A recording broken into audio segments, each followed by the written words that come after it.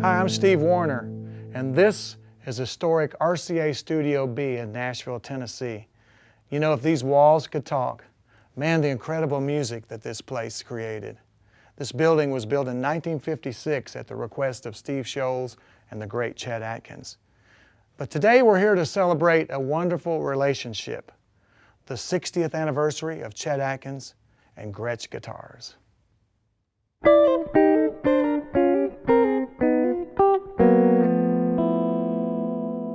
You know, there's a handful of artists out there. You know, Fred Astaire dances that way, Chet plays the guitar that way, where you do all your work and then you step beyond the work you've done into an area of grace and elegance. And Chet absolutely had that. He could get up and play and just move an audience with just a guitar. And that's a gift. I think it goes beyond the player, his technical abilities. He had that. It came, but finally, somehow, he got out through here what he had in here. And not everybody can do that. I think that's the gift of it. It was just seemed so unattainable, you know, and still to this day does to a certain degree. You know, certainly at a young age, that was like, wow, yeah, it sounded like three guys playing the guitar, you know, just like, wow, this is incredible.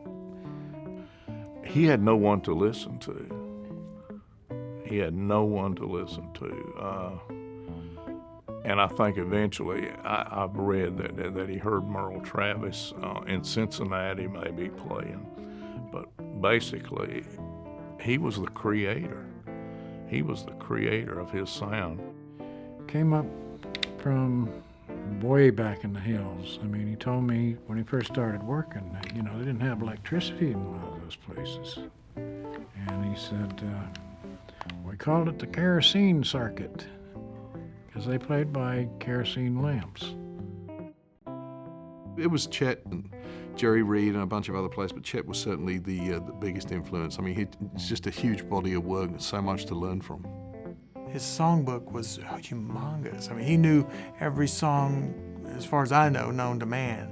And I don't mean just country songs, pop standards. His breadth of knowledge was unbelievable. He had a smooth touch. That's one of the first things that I noticed about his tone of the guitar and his style, that it just flowed like honey.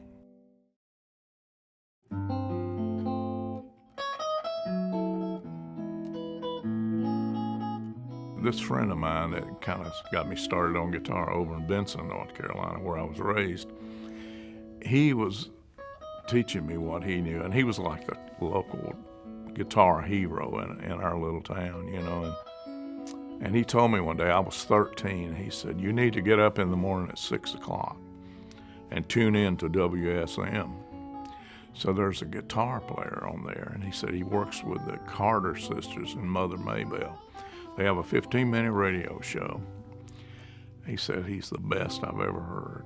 And so at 13, I got up the next morning and tuned into WSM, and you just barely could tune them in, a lot of static, but I could still hear good enough to know that he probably was the greatest. First time I heard him was on a record that my father had when we were kids. It was in our record collection. It was a record called Fingerpicking Good. No, I was in Tucson at the time when I first heard Chet. I was 14. I was just stunned and amazed with what I heard. I played a record on the radio and I heard it. Later on, I bought his first album and just sat and played it over and over and over again. You know, I remember, having a paper route and going to the record store, and there was that record, Fingerstyle Guitar, that had the orange Gretsch, just about this much of it, you know, with Chet's hand on it. And I read the liner notes, and I bought the record just on that cool guitar and the liner notes. I went home and found out our record player wouldn't play LPs, wouldn't play 33s. So I went to the neighbor's house and played it until the neighbor sent me home, you know, because I kept playing it over and over and over. And then I emptied the rest of my piggy bank and went and bought a record player to go with my record, because I was just so stunned by what I heard. The first time I heard Chet, it was literally a guitar plugged into an amp, no reverb, no nothing, because it probably was 1952. And it was the prettiest sound I thought I'd ever heard come out of a guitar. I don't know an age, but I know it was very, very young, because I remember certain albums, and I can still see the covers, you know, I'd sit and just play those records and couldn't get enough, you know. I remember also thinking, this is impossible.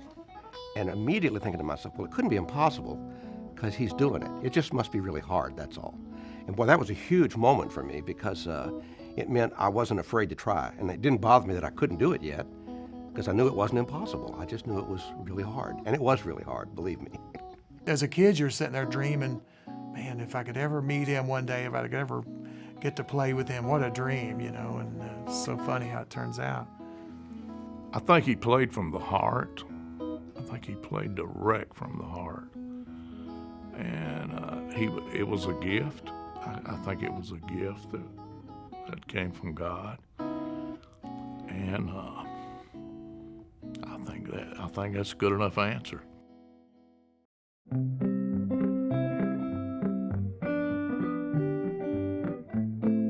I heard the song Yakety Yaks and tried to learn it on guitar at a young age and just didn't quite get it right. You know, I'd always wondered, how did he get that sound? How did he get that plucky sound? And, you know, I realized many years later after I started playing with him that he got that with the thumb pick. To me, I've said it before, I think his bass string rhythm was the key to the kingdom, so far as his feel. It was always in the pocket, always in the pocket. It's just like if he had a bass player, because Chet is playing.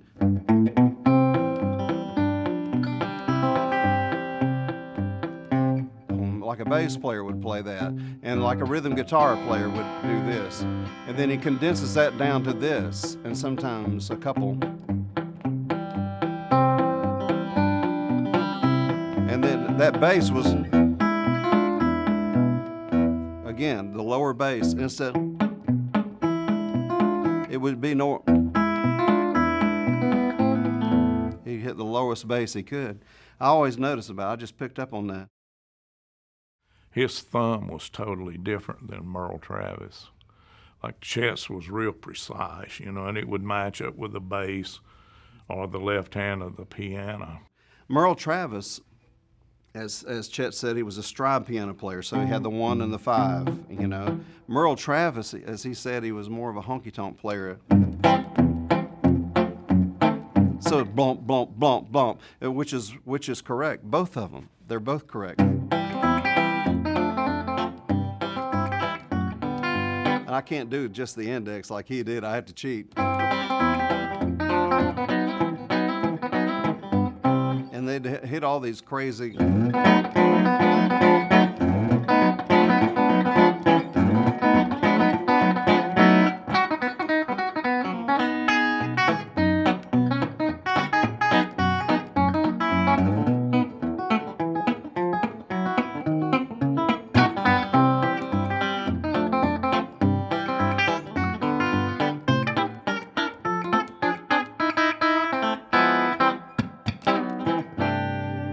And they had these little ditties they would do, and then when Merle would play this, bump, bump, bump, bump.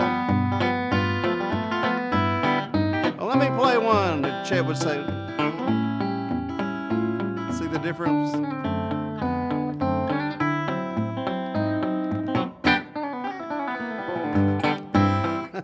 So that was the difference, and Merle was also a little bit more in-your-face player, and Chet was just a little bit more structured like a band would have played. They're all good. I love Merle Travis and I love Chet, but there was only, like Lenny Bro said, there was only one Chet, you know. Yeah, so on his Country Gentleman, he had that 0 fret here. That means the action is very even at this end. And so now the action that he had up here was higher than most people would play an electric guitar. And I think part of that is from growing up on an acoustic instrument. So that he's really playing the string. A lot of times people are playing the pickups. They're kind of thinking, how low, how easy can I make this? And he's really at work. It's a blue-collar gig for him, you know. He wants to, it's a hard hat, you know. So he's up here working hard with the vibrato, when to hang on, when to let go of this note, when to move like that. And he's really loving the string. And same thing down here, to be able to dig in and get a nice tone.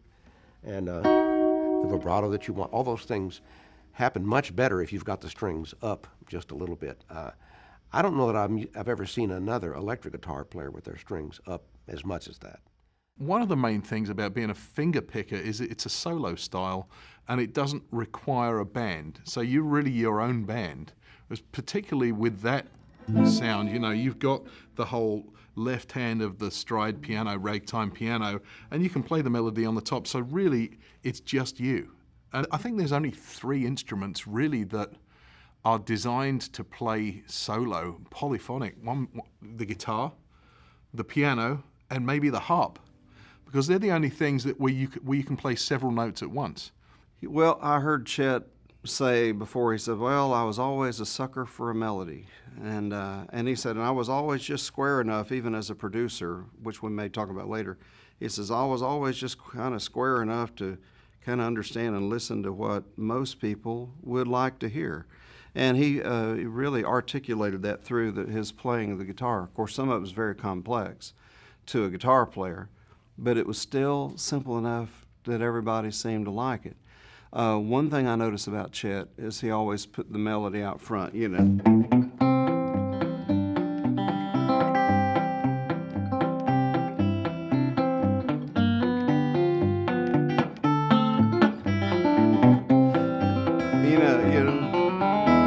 You know, he had all these little licks and things like that, but you never, you know, question what the melody was. And he even did that when he would play something slow, you know, and I learned a lot of that from Chet, because I would play, like if I played something,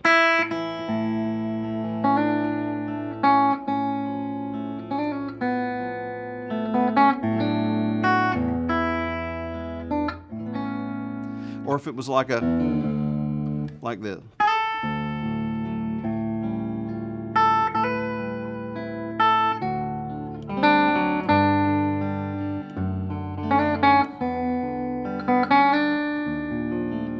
All the other guys are playing backup, so they're like the piano player. Like,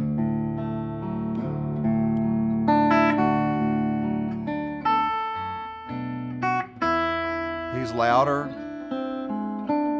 and Chet always had movement. He always had movement. His bass was going somewhere. His chord structure, it was going somewhere. And so I just picked a lot of that up, because he didn't just do the bum chuck thing, you know, which we all loved, but he did some other things, like when he would play, you know.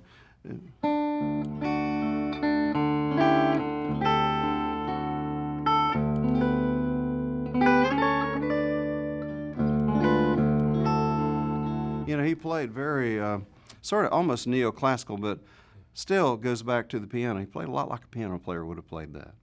Scotty Moore did the same thing. I remember one time at a award thing, we were all there together, and Chet turned around and said, Scotty, how come you were playing that with a thumb pick? And Scotty says, well, because we couldn't afford any more musicians, so I had to play the bass and then the melody also. So certainly you want to go grab a Gretsch guitar for, you know, you would want to do that. That's a good starting place, but it goes back to, unfortunately, it's in your hands. You know, he just had. And what amazed me about Chet too, I think, and I think a lot of it speaks to this. Anybody that was around Chet a lot would know what I'm saying here. You could go to his office anytime and walk in, other than lunchtime maybe, but he certainly loved his lunchtime, but you could go in his office anytime and he would be practicing. I mean, all the time. He called me one night when I was living in Brooklyn. This was like right around the time, right after maybe we did the Sneaking Around record. I'd given him my demo tape of the songs that I had wrote, and he called me one time out of the blue. He said, "Hey, Pat, I was up till 4 o'clock in the morning trying to learn that lick you played on that demo tape." And I was like, wow, really? That's really funny.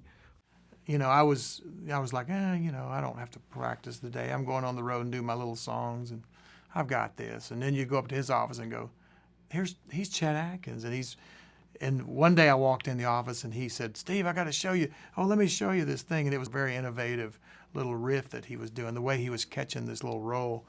And he goes, "Check this out." And I loved it that here he was, starting to be an elderly man, and was still so excited about it, a lick. I'm thinking, man, that always inspired me to go home and get my guitar out and practice, because there he was, and still pumped up. "Oh, you got to hear this," you know. I just think that's cool, you know. Here he could be out golfing and he's practicing the guitar at age 65 or whatever he was at that time. He always had something new to show me, you know, and share with me. I loved it that he wanted to share it too, you know, so.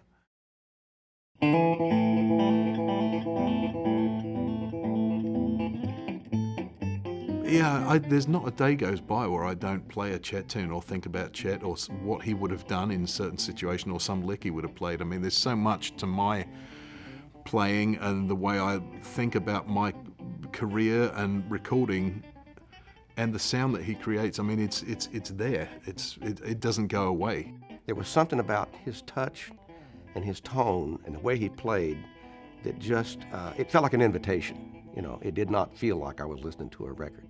I knew it was a record because I had to move the needle a lot, you know. And I've heard other people say that same thing, that Chet was not just playing guitar so that lots of people could hear the music. He was calling a lot of us and saying, "Learn what you can, come to town, and we'll get together." I mean, it's just the way it felt to me. You know? So I knew there was some future date that I would meet him, even a year into it, I would say, which turned out to be 20 years later, but you know, so. I think that's what caused me to play like I do, is listening to Chet and keeping the melody line a little bit louder. And when you're doing the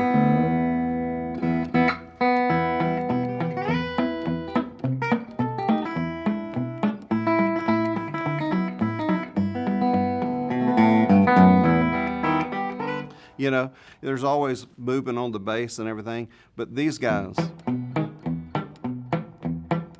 they're muted, so you can, or who would have ever thought to do that? It's just one note here, but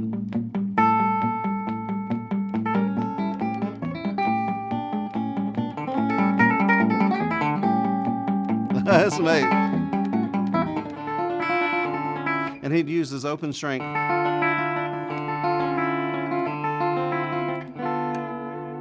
And I'm sure that's how Brian Setzer he got all those ideas that he would have playing that sort of thing too. And we all did. We all learned from Chet. With Chet, I think it was just the combination of Merle Travis, Segovia, George Barnes, Django Reinhardt, and Les Paul, and the guys he was listening to. That was what made his style. It was that whole, he didn't stick to the traditions of what those guys were doing. He melded it all together, and that's kind of where it went, you know. It's such a perfect style. Django Reinhardt and Merle Travis and Jerry Reed and John D. Loudermilk. And Loudermilk brought tunings to town that Chet really liked. Yeah, I think he was very open-minded about guitar styles and music in general. He liked all kinds of music. I think, yeah, I mean, I don't know if he was into Jimi Hendrix, but he probably was. We never talked about that, but he was into a lot of rock players, you know, and he got Guitar Player magazine and read it every month. He was into a lot of different rock players, absolutely, and blues guys. Oh, I mean, he loved Larry Carlton and Eric Clapton and George Harrison, and you know, of course he was a huge Beatles fan. And if you listen to the history of the records that he's made, he has dabbled in many, many different styles. I mean, he did classical style stuff and, you know, rock, you know, jazz stuff with Lenny Breau, you know, and stuff with Les Paul, and you know, he really, you know, I mean, I think, you know, you would define him as country guitar, but certainly he was adventurous.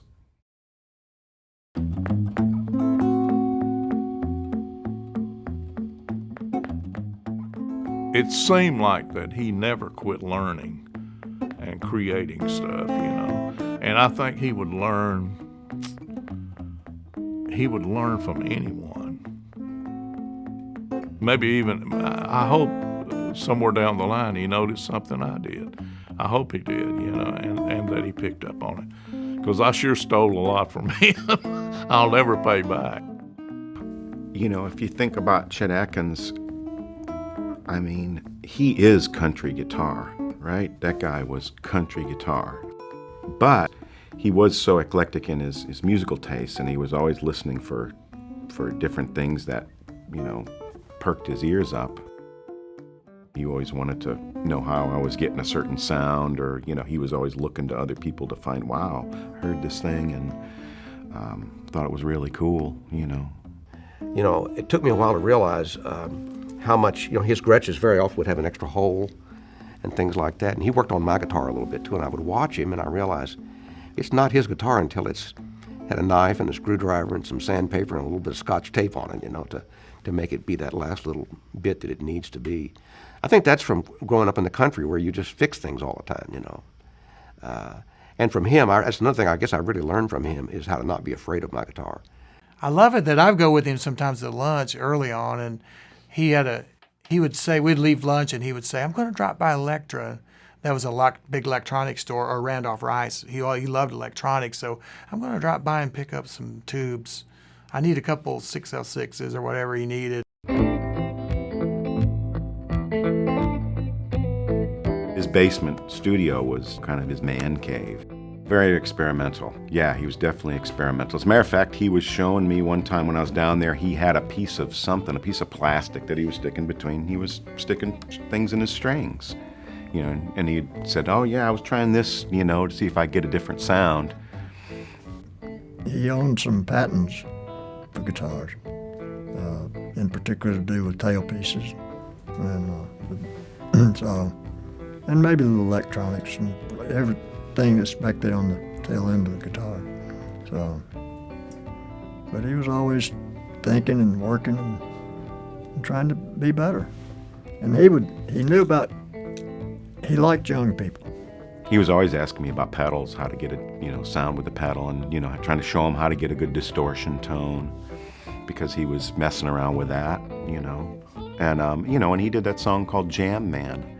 You know, he got a Jam Man looper when it first came out. And as a matter of fact, there's that insurance company commercial that's on television that uses that song called Jam Man.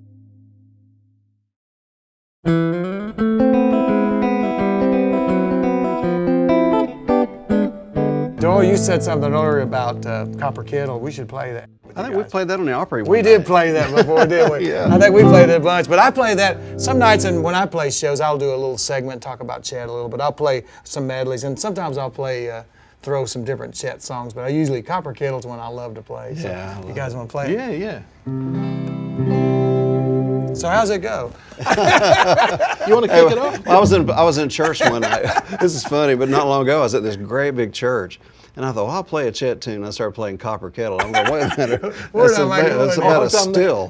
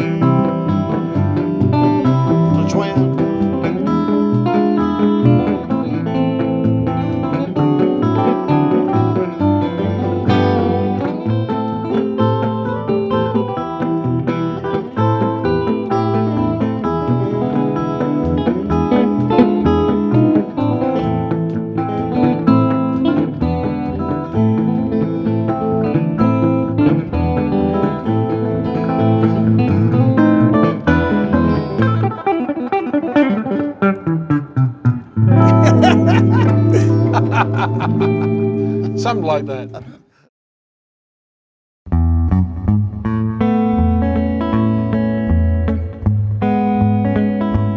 It always astounds me that it's really a three-pronged kind of a career, and that everyone knows he was a great guitar player, you know, a master guitarist, Mr. Guitar. But just as a record label head, signing all the people that he signed, the great artists, you know, who's who. I saw a roster once of like 2 or 3 pages of just names that he produced or either produced or brought to the label. And it's astounding, you know, Dolly Parton to Waylon to Willie to, you know, on and on and on and on, and Elvis, and then that's as a record label head. And now the third part of it is he was a record producer that produced hits on these people, you know. So it astounds me what he achieved in the years he did it. I mean, and not on a small level either, on a high level, all 3, you know. So yeah, I think that gets overlooked sometimes, how much he did, you know. I don't know how he did it all in this short time, you know, and really amazing career. Well, Chet had such an eye for talent and an ear for talent, you know, and he could spot that in people, and he could see things that I think no one else could have seen, and he could hear it in a song. He could listen to a song and tell you if it was going to be a hit or not. That goes beyond being a guitar player. I mean, Chet the Producer, he changed the course of music and the way we hear it. You know, Don Gibson hits and all those things that everybody else wanted to just sort of throw it out the door, but not Chet. Next thing you know, I Can't Stop Loving You came along, and all that was all Chet. It was amazing. Of course, the Everly Brothers, Roy Orbison. I mean, so much history in this room. I can't actually believe I'm sitting here, but I'll take it. He was out in Denver, I think, when Steve Sholes discovered him and brought him back here to record his first album. And Steve was, by that time, running the Hollywood office of RCA, and Chet had been promoted he was in charge of RCA here in Nashville. He didn't even want to be a producer, Steve told me. And he said he just wanted to play. He said, I started adding him to sessions, and Steve said, I started noticing the stuff at the sessions that the producers were bringing in to play for him. He said, well, that's an interesting idea. Who thought of that? Oh, Chet. Chet thought of that. And that happened several times, and he finally said, my goodness, that's amazing. He said, these are good ideas, you know. I mean, just arrangement ideas, they're great. Or a great idea for a song, whatever. He told Chet, he says, you should produce. No, I don't want to do that. I just want to be a guitar player. I just want to play my guitar. I don't want to produce. I think he said to John Knowles, you know, I owe my success to my skills with a guitar and a razor blade, you know, meaning he was an expert at cutting tape and splicing. Well, today we don't need to do that. Today we've got Pro Tools and Cubase and all those things, and there's no tape splicing anymore. But back in the day, that was a highly skilled job, and those guys were rolling the tape backwards and forwards to find that exact note and marking the X, and that was Chet doing that. He was doing a lot of the engineering. He also had a real respect for the musicians, because he would choose them to be the ones that ought to be on that record. That was part of knowing how the record ought to sound. And I remember one time a run-through, and Chet's back there listening, and it looks like he's playing with an amplifier or something, but they were running through the tune, and they run through, and Chet gets on the talkback, and he says to the piano player, he said, I said, in that bridge there, I think it goes to an A flat on that one spot right there. So he listened to that whole thing, you know, not even staring at it, and picked out the piano and gave the guy, you know, so he flat out knew music. And of course, in that moment, he's not only getting the result he wants, now everybody in the studio, all the musicians know Chet is really listening. That's something when I was around him, I felt like I was in the room with Abe Lincoln or something. You know, you weren't there to mess around. He didn't ever demand anything of anybody except by his presence. The few times I worked with him, I did notice that about him, that he was in total control of what was going on with he wasn't power hungry. He wasn't, hey, look at me, I'm the producer. You do what I say. He gave you all the freedom in the world.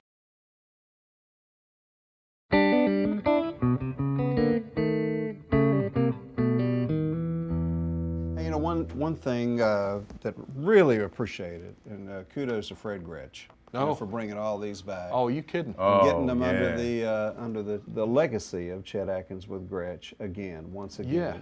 And not that it's just a brand, but it's just part of our lives. It's the sound. It's the the sound great that Gretsch sound. made the hits. Absolutely. Really. Yeah. It was just a beautiful thing. Yeah. It's a wonderful thing for every guitar player. I think we're so blessed to see Chet and Gretsch back together especially again. the Chet models specifically. I mean, it wasn't just a model of Country Gentleman or 6120.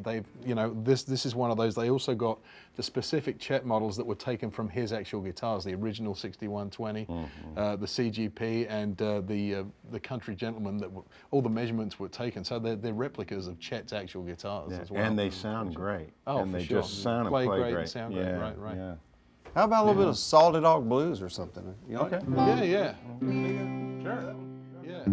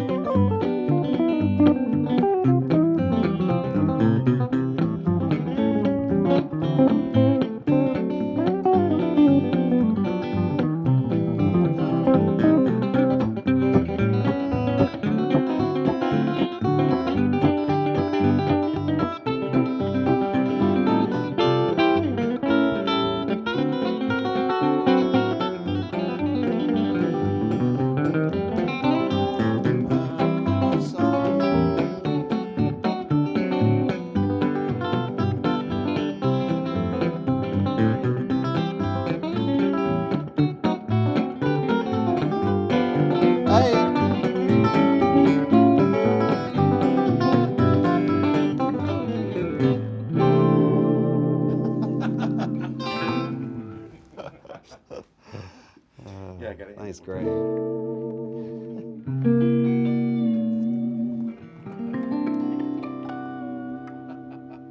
All Chet. Every lick.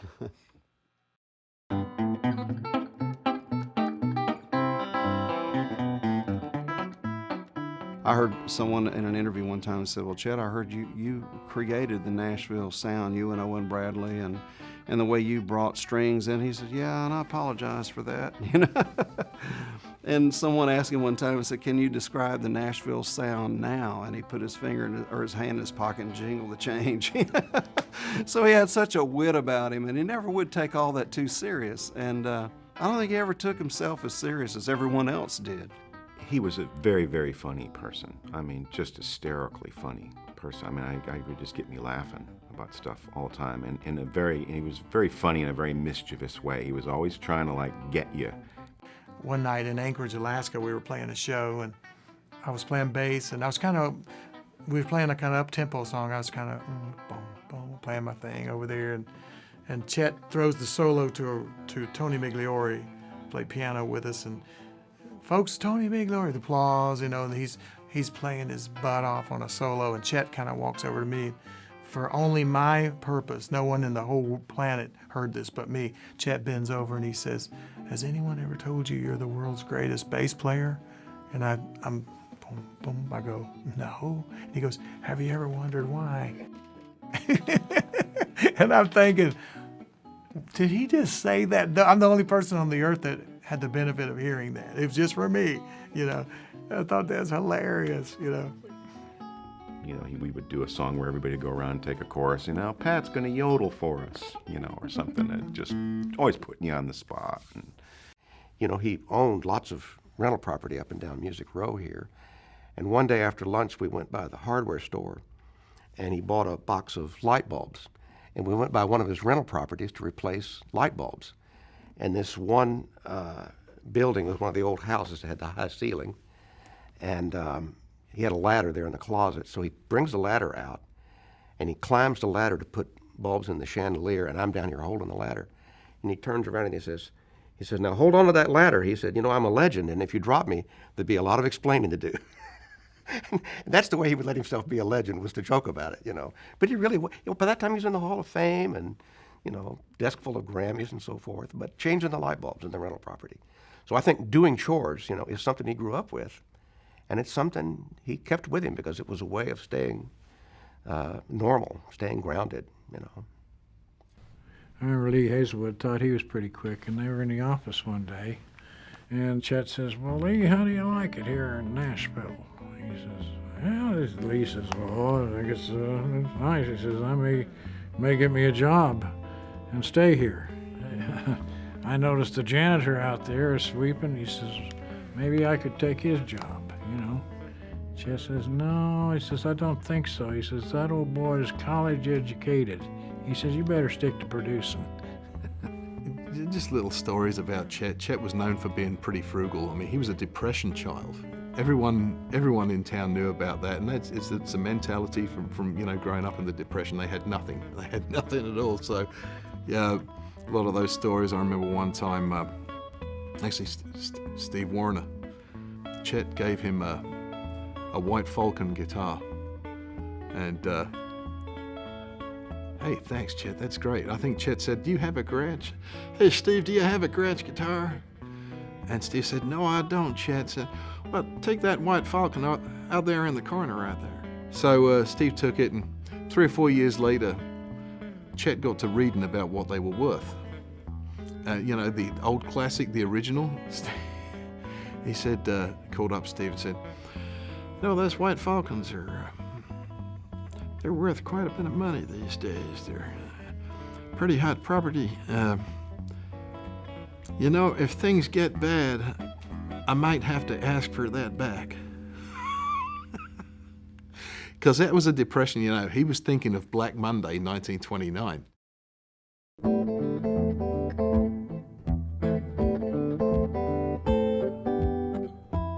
You know, it amazes me to his sense of who was who and what they had to offer was highly refined, and he trusted it. It took him a while to trust it, I'm sure, but by the time I met him, he if he was interested in something, he pursued it. He didn't question. He called it, he said, I gotta trust my ears, is what he said, you know, which is, his ears were like his instinct and his judgment and all that stuff. He would tell stories too about people play. I remember him talking about Roger Miller playing for him the first time and how nervous he was and he couldn't play. And I thought about that and I thought, why wasn't I nervous the first time I played for him? And I realized later he did everything he could to not be Chet Atkins the legend. He tried to be Chet Atkins the guy, you know, to tone it down. But some people just couldn't be calmed down. But for some reason, when I first met him, I just felt like I was around somebody I'd always known.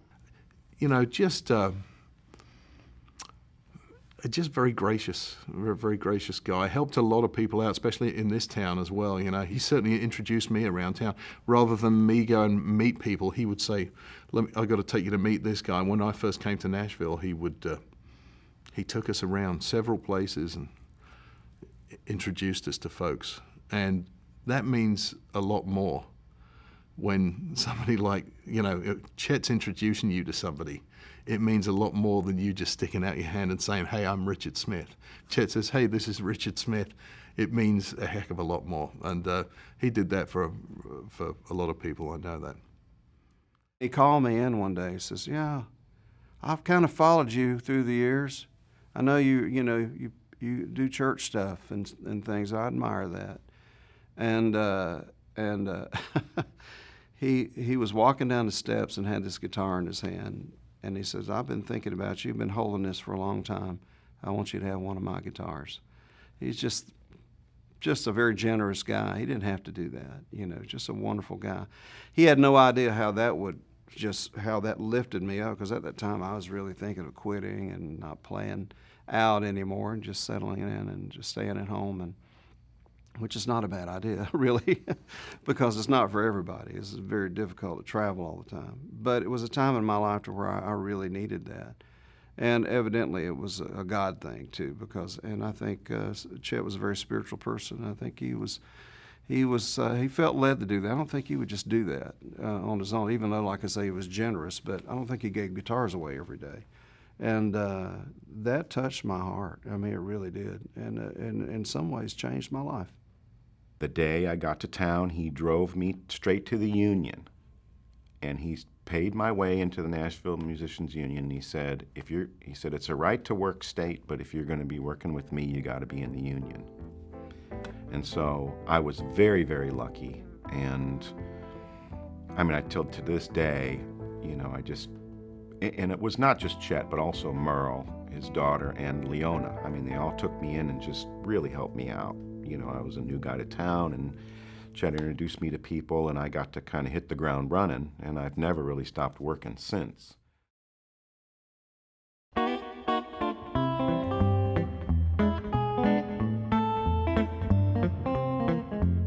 I've heard a lot of people say, oh, he had a gift, oh, he was blessed. Well, we all have gifts, you know, but he rolled his sleeves up too, and he put his work in. And his work is always driven by several things in his case. I think one of them is his upbringing as a poor person in the country wanting to, you know, move out of that. And that kind of was always there. But beyond that, I think there was some kind of a vision of like what things sounded like, how much he loved music. Tom Bresch told me this. He said that it's not that Chet even wanted to be remembered as a musician. He said, I want to be remembered as an intellectual. And I think because of the whole thing about being in East Tennessee, and it was a serious thing. He didn't like the hillbilly thing. He wanted to distance himself from that.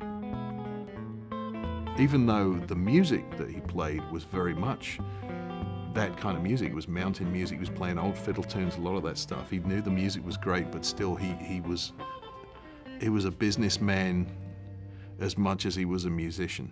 I think that was important to him.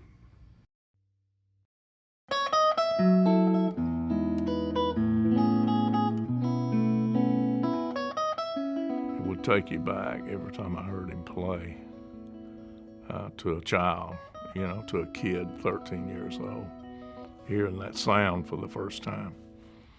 I love the fact that he was, how gentle he was, how nice and humble he was, you know, and just everything you would picture him to be, as I always pictured him to be, very grounded and, never, I love it that he never forgot where he came from too. He was always very, very humble about his upbringing, and his roots. I mean, he knew who he was. He was an executive. He knew who he was. He carried himself well. He was stately. He was a country gentleman. But at the same time, there was just a hometown sort of personality about him that he made everybody feel comfortable. And if he said anything about you, ever, I mean, it went with you for the rest of your life. People sometimes still talk about something Chet said when they introduced me on stage. Chet would have never dreamed that would have ever affected me the rest of my life. And he carried that kind of weight. He was an amazing person. That was the thing I remember the most when I first met Chet. But just playing some tunes with him, listening to his timing, listening to his the execution of the notes that he played, it was just, okay, this is what I'm supposed to play like. He was not the kind of guy who would just wanted to stop at life. He was always moving forward. I mean, I remember when he got sick, and he got back out of the hospital, he was like, we were playing a 1.5-year long stint over there at Cafe Milano downtown, and he had different guests come and play with him.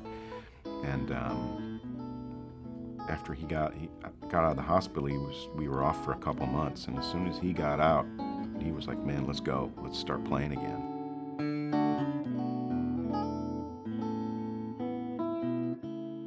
I remember Chet telling me one time he was playing in Las Vegas, and there was backstage, the stage manager would help him take those 3 steps up with his guitar and step out and do his act, and then he would give him a hand and help him walk down. At the end of his run, the stage manager says to Chet, he said, I've helped a lot of people up and down these 3 steps. He said, you're the only guy that's the same at the top of the steps as he is at the bottom of the steps. Now, Chet told me that story, which is to say he valued that observation a lot, to be the same at the top of the 3 steps as at the bottom.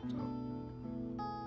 I sure miss him now that he's gone. We went to his funeral, and he had it at the Ryman Auditorium. And up the street from the Ryman, there's a statue of Chet sitting there on a stool, playing the guitar in bronze. And there's a place, if you want to get your picture taken, you can sit down next to him and play with him. Anyway, he said one rainy night, he said, wife drove him out there. He hadn't seen it, and he heard it was there, and he wanted to go see it. So one rainy night, he says, he'd been pretty sick, so he said, but he's feeling better. So he got out and he got in the car, and his wife drove him past there, and he says, I looked out at that. He says, it's the most beautiful thing I ever saw. And I thought, there you go.